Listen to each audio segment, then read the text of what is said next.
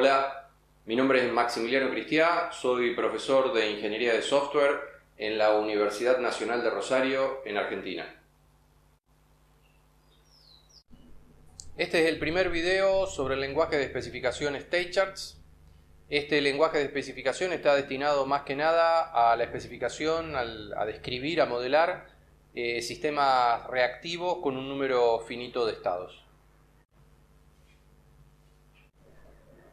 StateCharts es un lenguaje de especificación creado por David Harel, un investigador, ingeniero de software, más que nada un investigador israelí. El lenguaje lo creó aproximadamente entre 1980 y 1984. Este lenguaje nace fruto de la colaboración del laboratorio de Harel, en particular de él, con la industria aeronáutica israelí, más que nada vinculada a la defensa, es decir, básicamente le llevaron el problema de cómo desarrollar y cómo estar seguros de que el software de cabina de un avión de combate israelí funcionaba correctamente y se podía desarrollar de una manera disciplinada, cuantificable, etc. Y él lo que les propuso es especificar ese tipo de sistemas con el lenguaje que posteriormente él mismo llamó StateCharts. Él inventó el lenguaje con este fin, es decir, lo inventó porque le llevaron ese problema, le presentaba la industria aeroespacial, la industria aeronáutica israelí, le presentó este problema y él decidió, se le ocurrió que una buena idea para resolver ese problema era utilizar un lenguaje que es el que hoy conocemos como StateCharts. El tipo de problema que le presentaron a él fue la especificación básicamente de sistemas reactivos, es decir, sistemas que reaccionan permanentemente a eventos externos y tienen que, el mismo sistema, el software, tiene que generar nuevos eventos que actúan, o que son eventos de salida, digamos, que actúan sobre dispositivos electromecánicos vinculados a este software. Esto es típico en un avión, en el software de cabina de un avión, en donde hay un montón de botones, perillas, paneles, etcétera, y además un montón de sensores que están instalados en el avión, como sensores de velocidad de viento, el radar, altímetros, etcétera, que van leyendo, haciendo lecturas, las van comunicando a la computadora y la computadora tiene que, el software justamente reactivo, tiene que tomar todos esos eventos, más los inputs que le da el piloto, presionando botones, moviendo la palanca de mando del avión, etc. Y tienen que coordinar toda esa acción de todos esos eventos, de todas esas señales que le llegan, de todos esos estímulos, para producir nuevos estímulos, por ejemplo, moviendo las alas del avión, o moviendo los flaps del avión, o disparando un arma, o algo por el estilo. Hoy día, esto fíjense que es a principios de los 80, hoy día el software de control de un avión de combate moderno es tan sofisticado que en general estos aviones de combate no pueden volar si ese software no funciona bien. Básicamente la aerodinámica de los aviones modernos de combate es muy inestable, de tal forma que el piloto normalmente no lo puede controlar al avión, pero al mismo tiempo, si el avión está controlado por un software, el avión se vuelve increíblemente maniobrable, aunque sin el software, inestable para un piloto. Entonces la combinación entre una aerodinámica inestable en principio para una persona más un software de control hace que el avión sea superior a lo que podría ser si solo fuese controlado por una persona. Entonces fíjense la ramificación que ha tenido la colaboración inicial de Harel con la industria aeronáutica israelí, generando un lenguaje que es uno de los lenguajes más utilizados para especificación de software, tanto que ha llegado a ámbitos que muy lejanos a los métodos formales tradicionalmente. Dentro de lo poco que se usan los métodos formales, es uno de los métodos formales que más se usa, sobre todo para este tipo de sistemas. El formalismo está basado en el grafismo que usamos para expresar máquinas de estado finitos, finite state machines.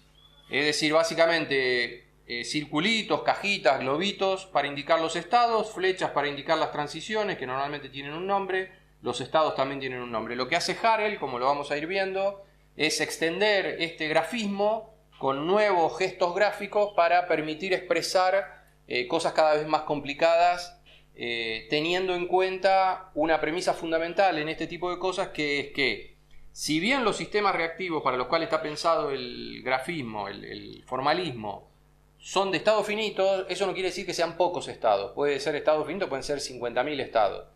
Y graficar, digamos, hacer un gráfico que explique claramente cómo funciona un sistema que tiene 50.000 estados no es nada fácil.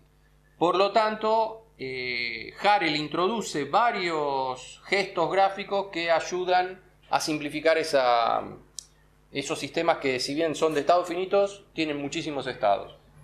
Entonces es un lenguaje esencialmente gráfico, es completamente diferente a lo que hemos visto hasta ahora en Z, que es un lenguaje basado en la lógica y en la matemática, que se escribe textualmente. Esto es un lenguaje fundamentalmente gráfico.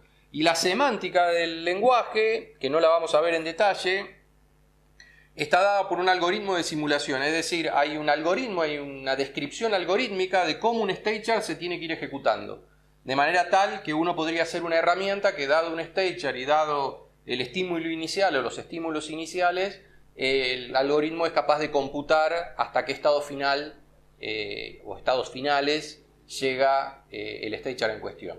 El algoritmo está descrito en un paper escrito por Harel y otros autores. Bastante largo es el algoritmo, debe ocupar 7 o 8 páginas, y está implementado en algunas herramientas. A continuación les voy a presentar un problema que en los videos sucesivos vamos a ir viendo cómo especificar distintos aspectos de este problema con state chart. Les mencioné que state chart está más bien orientado a la especificación de sistemas reactivos. Veamos un poquito qué quiere decir sistema reactivo. No hay una definición estándar de sistema reactivo. Hay autores que lo definen de una forma, de otra, y por lo general cualquier definición termina englobando demasiados sistemas de los que realmente nosotros querríamos especificar o sería conveniente especificar usando state charts. Una característica de los sistemas reactivos es que tienen una interacción muy frecuente con el entorno, tanto de entrada como de salida, es decir, reciben frecuentemente estímulos desde el entorno y tienen que producir frecuentemente estímulos hacia el entorno. Por ejemplo, en esta categoría entra claramente un editor de texto. Cada vez que apretamos una tecla en el teclado, es un estímulo que viene del entorno al editor de texto, y el editor de texto tiene que reaccionar ante ese estímulo mostrando la letra. En general, mostrando la letra en el texto, muchas veces cambiando la fila, creando una nueva página, scrolleando la pantalla, o si es una combinación de teclas, haciendo algo en la pantalla sobre el texto, etc. Y no es, un editor de texto no es lo que casi cualquier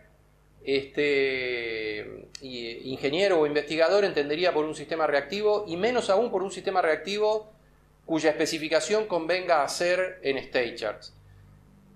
En rigor, dado un sistema, es muy probable que ese sistema tenga una parte de su especificación que sea conveniente especificarla mediante state charts, y otra, que es la parte reactiva, y otra parte, que es la parte no reactiva, o lo que se suele llamar transformacional, que es la parte que se podría especificar, por ejemplo, con una notación como Z. Tanto es así que hay algunas propuestas de vincular los dos lenguajes de especificación para tomar una clase más amplia de sistemas, y no solo una clase más amplia de sistemas, sino la misma clase de sistemas que a lo mejor se podría especificar con cualquiera de los dos, quedaría mejor especificada especificando la parte reactiva con state charts y la parte no reactiva o transformacional con Z.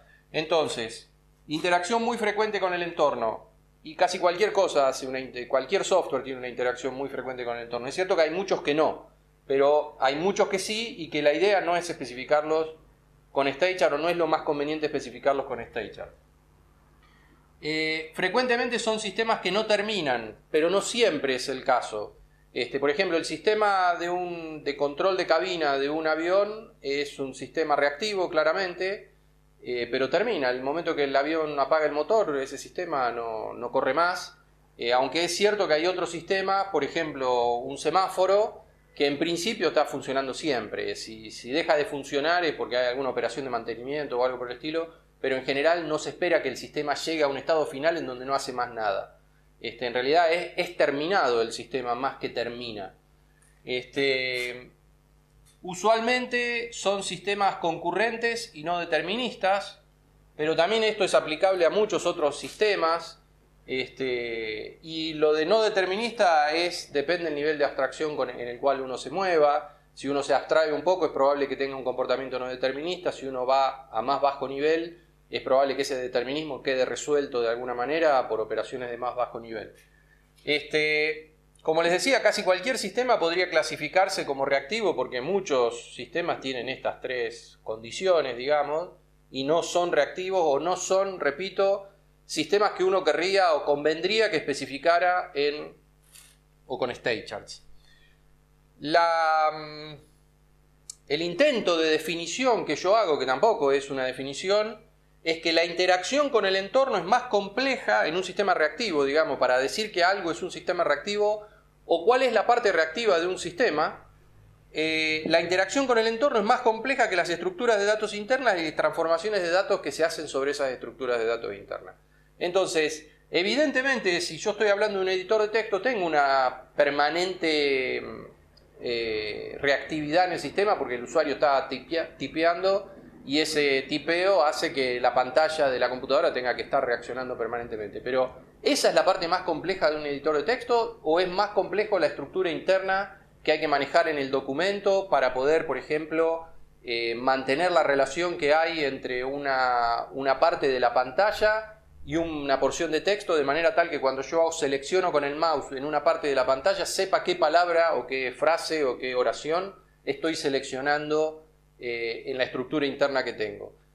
Creo yo que en un editor de texto la parte reactiva es mucho menos importante que la parte transformacional y por lo tanto en general yo no usaría StateChart para hacer una especificación de un editor de texto, a menos que quiera hacer una especificación muy abstracta en la cual solamente muestro las interacciones básicas de un usuario con un editor de texto, con lo cual no estaría especificando un editor de texto, sino que más bien estaría abstrayendo tanto el editor de texto que terminaría siendo una mera interacción entre usuario y un software que responde de manera muy abstracta a los estímulos. O en definitiva estaría especificando en ese caso la parte reactiva del editor de texto, que insisto, probablemente no sea la fase más compleja, más importante, más difícil de implementar en un editor de texto. Yo acá les puse algunos ejemplos típicos de cosas que normalmente se consideran sistemas reactivos. Por ejemplo, un sistema de control de semáforo, no de un solo semáforo, a lo mejor de toda una calle semaforizada o de una rotonda semaforizada que tiene que ir permitiendo el paso de vehículos de una manera relativamente sofisticada. Un sistema de control de ascensores, a lo mejor no de un solo ascensor, sino de un edificio grande que tenga 5 o 6 ascensores y la idea es servir a todos los pedidos lo más rápido posible. Normalmente esos sistemas de control no tienen estructuras de datos internas muy complejas, a lo sumo una lista de pedidos que en general es finita y muy pequeña de pedidos y lo que sí tienen que hacer es permanentemente responder a los botones que pulsan los usuarios tanto dentro del ascensor como en el piso y mandar estímulos a los ascensores para que se detengan, para que reanuden la marcha, para que vayan hacia arriba, para que vayan hacia abajo. Protocolos de comunicación, en general un protocolo de comunicación cuando uno abstrae lo que se llama el payload del protocolo, que es los datos que en sí se quieren enviar. Por ejemplo, si yo estoy hablando de HTTP, en definitiva en algún momento voy a mandar un archivo HTML o un paquete HTML. Si yo abstraigo eso, porque en realidad al protocolo no le importa mucho si yo paso una página HTML de 50 megas o si paso una de 4K, le da lo mismo. Ahora, la interacción que hay entre el browser y el servidor web en cuanto a cambio de mensajes se puede considerar un sistema reactivo porque de ambos lados se mantiene una máquina de estado finito bastante simple y en donde lo que importa es que cada uno reaccione adecuadamente a los estímulos que va recibiendo de acuerdo a los mensajes que van llegando o que van partiendo. Robots industriales es otra característica también, aunque en un robot industrial puede haber una característica no reactiva, que es, por ejemplo, si el robot tiene una cámara sofisticada y tiene que detectar determinado tipo de objeto en algún lugar de su entorno, y para eso hace un procesamiento de imágenes complejo. Bueno, todo ese procesamiento de imágenes complejo no es la parte reactiva, no se puede especificar con StateChart, difícilmente se puede especificar con alguno de los lenguajes de especificación que yo les voy a mostrar, difícilmente se puede especificar con cualquier lenguaje de especificación porque no están pensados para eso. Pero sí, el robot industrial tiene una parte reactiva, que es que cuando detecta esa pieza por el algoritmo de detección de imágenes que utilice, se tiene que aproximar, tiene que volver, tiene que llevarlo, tiene que tomarlo, tiene que dejarlo en algún lado, soltarlo y responder a estímulos que le va mandando el entorno. Por ejemplo, si hay temperatura en un lugar, si nota que hay un objeto sólido que no puede traspasar en otro lugar, etc.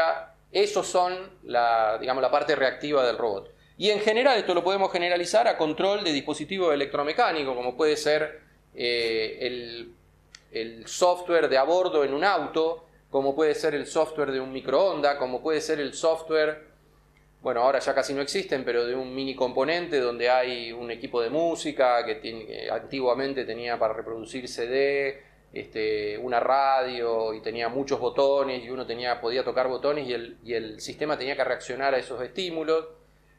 También tenía que reaccionar a los estímulos de si el CD se había terminado o no se había terminado, si tenía una bandeja de varios CD para pasar a otra bandeja. En fin, hay muchos sistemas electromecánicos, hasta un lavarropa, un lavavajilla, tienen sistemas interiores que reaccionan a los estímulos de varios dispositivos electromecánicos. Normalmente esos dispositivos electromecánicos están clasificados en dos grandes grupos, que son los sensores y los actuadores. Es decir, normalmente los sensores proveen el input al sistema y el sistema actúa sobre los actuadores, que en general son motores o válvulas o cosas por el estilo. Así que lo que nosotros vamos a hacer para ver un ejemplo y para entender cómo especificar con StateChart es tomar un ejemplo de un típico sistema reactivo y lo vamos a especificar en StateChart. El sistema que vamos a ejemplificar y que vamos a ver cómo especificar en StateChart es un sistema de control de un cruce ferroviario. Es decir, tenemos dos vías por las cuales pueden transitar trenes en cualquiera de los dos sentidos. Tenemos una ruta en donde tenemos un sentido de circulación en un carril y un sentido de circulación en el otro carril. Para proteger a los vehículos que están en la ruta hay un semáforo a cada lado de la ruta, en el lado que corresponde. Hay barreras y hay una bocina que hace sonar un timbre o algo por el estilo cuando está activo el sistema. La idea, obviamente, bueno, además, por indicaciones, digamos, del dominio de aplicación, que en este caso sería el control de sistemas ferroviarios, hay una distancia de cuando el tren se mueve hacia la ruta, cuando el tren va en sentido hacia la ruta, hay una distancia de seguridad que se mide desde el borde de la ruta hacia el interior de la vía de X metros, yo la llamé así, X, que es el momento en el cual la vía, el momento en el cual hay que activar el sistema de protección de la ruta. Es decir, no hay que activarlo cuando el tren está acá a centímetros de la vía, de la ruta, sino que hay que activarlo a lo mejor cuando está a 100, 150, 200 metros, 500 metros, dependerá de la velocidad de circulación de los trenes. A esa distancia se la llama distancia X. Y al mismo tiempo hay una distancia Y, también del otro lado de la ruta y en el sentido en que el tren se aleja, que normalmente es más corta que la distancia X, que es la distancia a partir de la cual, cuando el último vagón abandona esa distancia, cuando pasa por esa distancia, se pueden levantar las barreras. Es decir, las barreras no se levantan hasta que el último vagón atraviesa esta distancia. No se levantan cuando el último vagón apenas pasa la cola del tren pasa el borde de la ruta, sino que se deja una distancia prudencial por cualquier problema que pueda haber, por ejemplo una pieza suelta que termina cayendo sobre la ruta a raíz de un golpe o algo por el estilo, podría caer hacia atrás y lastimar a alguien. Entonces se deja esta distancia, no puede pasar nadie hasta que el último vagón pasa por ahí. Por lo demás, digamos, obviamente si el tren viene en este sentido, viene de derecha hacia izquierda, la distancia X está acá y la distancia Y está acá, y lo mismo está para esta vía, o sea que hay que ver en qué distancia en qué sentido viene el tren para activar de un lado o del otro el sistema de protección, que por otro lado es siempre el mismo. Los semáforos normalmente están en verde hasta que un tren llega a la distancia X, en cuyo caso se ponen en rojo. Obviamente las barreras normalmente están levantadas, la bocina está apagada.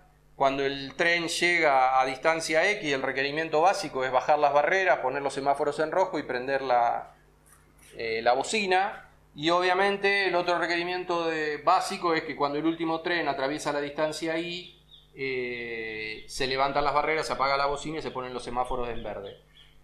Está la complicación de que puede haber un tren pasando por esta vía estar vacía, se activó el sistema de protección debido al tren que pasa por esta vía.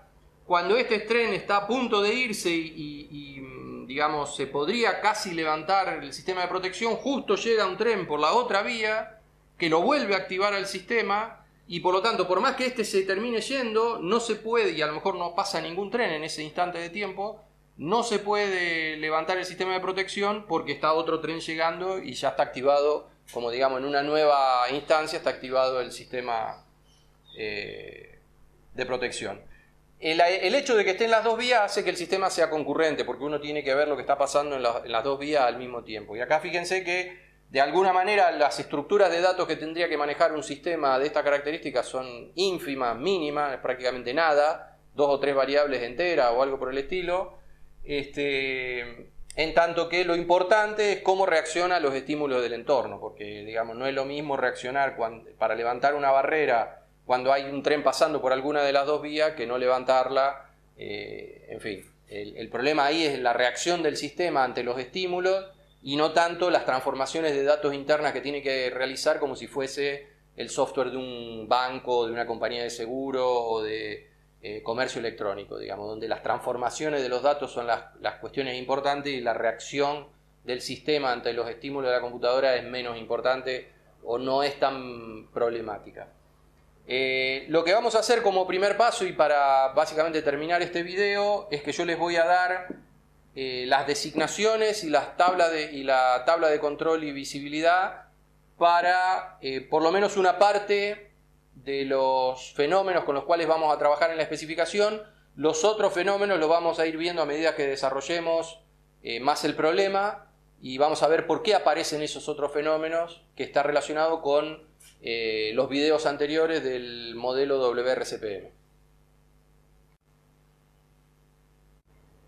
Acá tienen algunas de las designaciones de este problema con el que vamos a trabajar. La distancia de seguridad para bajar la barrera, X. Obviamente hay una designación idéntica para subir la barrera que tiene como designación el término Y. En cualquiera de los dos casos lo que estamos designando acá es un individuo, es una constante. No es una operación o un evento del sistema, que es lo más frecuente, digamos, de designar. Un tren cruza la distancia de seguridad acercándose al cruce por la vía B. Y lo llamé tren X parametrizado por B. B es un parámetro que es la vía, que puede ser la vía 1, la vía 2, la vía norte, la vía sur o como quieran. Y entonces ese término formal se llama tren X B. Un tren cruza la zona de carretera por la vía B, tren C. Cruza la zona de carretera quiere decir que el tren está justo a donde empieza el asfalto, digamos. No está lejos del asfalto, sino que está ahí, justo donde empieza el asfalto. Un tren se detiene en la vía B en la zona de peligro, tren D, B. Es decir, puede ocurrir eventualmente que un tren cruzó la distancia X, se bajaron las barreras, pero el tren se detuvo. tanto sea a través de la ruta como a lo mejor nadie lo puede ver, pero está ahí en la zona de peligro y por algún motivo se detuvo. El último vagón de un tren pasa la distancia I alejándose del cruce por la vía B. Tren I, B. Fíjense que estos son todos estos son eventos, son operaciones, son acciones del sistema, son cosas que aparecen y desaparecen en el sistema,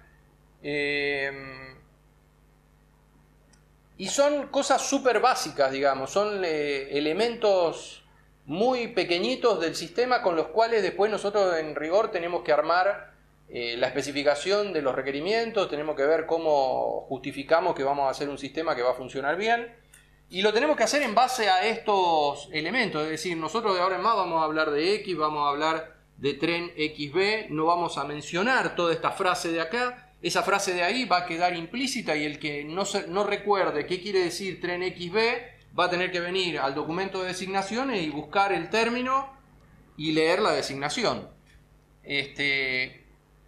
Por otro lado, una cosa que es muy importante resaltar es que yo acá nunca designé, esto ya se los aclaré en los videos anteriores, nunca designé un requerimiento, es decir, acá no hay lo que hay que hacer o lo que el usuario espera que el sistema haga escrito acá. No tiene sentido, eso lo vamos a hacer en un modelo formal donde no va a haber ni una sola palabra en lenguaje natural. Justamente lo que estamos haciendo es poner los ladrillos básicos, los granitos de arena con los cuales después vamos a ir armando toda nuestra especificación. Estos son descripciones de hechos, descripciones de eventos, descripciones del momento preciso en el que ocurre tal cosa o cómo identificar que tal cosa ha ocurrido y cómo identificar que una serie de cosas es una específica, digamos, como de muchas cosas que ocurren en el entorno yo puedo individualizar, puedo singularizar, puedo especificar una particular que me interesa a mí especialmente para mi problema. Nunca designé un requerimiento, está mal designar los requerimientos. Tampoco designé ninguna propiedad natural del sistema, lo que sería conocimiento de dominio. Acá no hay cómo funcionan los trenes o cómo funcionan las barreras, es decir, la barrera está arriba y después está abajo. Eso es una ley natural de un sistema electromecánico que funciona así y yo no lo puedo cambiar de ninguna manera. Y eso no está designado acá, ni está designado acá cómo funciona un tren o si puede haber, por ejemplo, dos trenes contiguos, uno atrás del otro, apareciendo por la misma vía y en el mismo sentido, o si puede haber dos trenes acercándose al cruce en la misma vía, pero en sentido opuesto. Esos son leyes de funcionamiento de los sistemas ferroviarios que no se designan tampoco, que seguramente van a ser necesarios para poder mostrar que la especificación que vamos a dar va a hacer funcionar bien el sistema, pero que en esta fase no tienen ninguna importancia. Por ahora no hay que hablar de eso. Eso lo vamos a ver justamente posteriormente. En la próxima escena les voy a mostrar algunas designaciones más que tienen que ver con las barreras, con la alarma y con el semáforo. Y después voy a cerrar con la tabla de control y visibilidad para terminar el video y esperar el siguiente. Acá tienen otras designaciones, digamos, de la parte de instrumentos electromecánicos o actuadores sobre los cuales va a actuar el sistema. El sistema enciende la alarma, a on, el sistema apaga la alarma, a off, el sistema baja la barrera B, hay dos barreras, una sola alarma, BB, el sistema sube la barrera B, SB, el sistema pone el semáforo S en rojo y el semáforo S en verde, R y B respectivamente. Nuevamente, no designé requerimientos. No digo, por ejemplo, cuándo la alarma se enciende ni cuándo la alarma se apaga. Eso sería designar un requerimiento que está absolutamente mal. No designo propiedades naturales, no designo conocimiento de dominio. Por ejemplo, no digo que la alarma pasa de encendida a apagada y de apagada a encendida. Eso es un comportamiento natural de la alarma, no lo digo tampoco. No digo eso porque eso lo voy a decir en el modelo formal, eso lo voy a especificar formalmente, eso lo voy a describir con una fórmula, en este caso con un grafo de state chart, pero que en definitiva representa una fórmula. Así que acá no, acá simplemente se designa el fenómeno, el evento, la cosa súper pequeña que va a constituir uno de los ladrillitos con los cuales voy a armar todas las especificaciones. Ahora les voy a mostrar la tabla de control y visibilidad de todas estas designaciones. La tabla de control y visibilidad. Fenómeno, el tipo de control, la visibilidad. La dividí en dos partes porque no me entra toda en el pizarrón. Fenómeno, el individuo, la constante X, la constante Y, son controladas por el entorno y no tienen visibilidad a la máquina, es decir, son no compartidas. Compartida, no compartida. And share, share, acuérdense. Environment control, machine control. ¿Por qué son no compartidas? Porque el sistema no tiene cómo medir la distancia X. El sistema, a lo sumo, lo que podrá hacer es recibir una señal de algún sensor que esté localizado a distancia X, pero la distancia X en sí no la puede medir jamás. No tiene una cinta métrica que sale de la computadora y va hasta la distancia X. Eso no existe. La llegada del tren a la distancia X tampoco, es decir, es controlada por el entorno porque es el tren el que llega, la computadora no trae un tren, y es no compartida porque la computadora nuevamente no puede visibilizar al tren. Lo que a lo sumo visibiliza la computadora es una señal proveniente de un sensor. Lo mismo para todas estas otras, tren I, tren C, tren D, tienen las mismas características. En todos los casos para la computadora es imposible determinar que un tren sea detenido o no sea detenido. Es muy difícil determinar que el último vagón de un tren abandonó la zona de peligro en la distancia I, por las mismas razones que les expliqué en videos anteriores. Esto indica prácticamente predecir el futuro. Y después pasamos a los otros fenómenos que tienen una característica opuesta, que son, perdón, acá me equivoqué. Esto es machine control.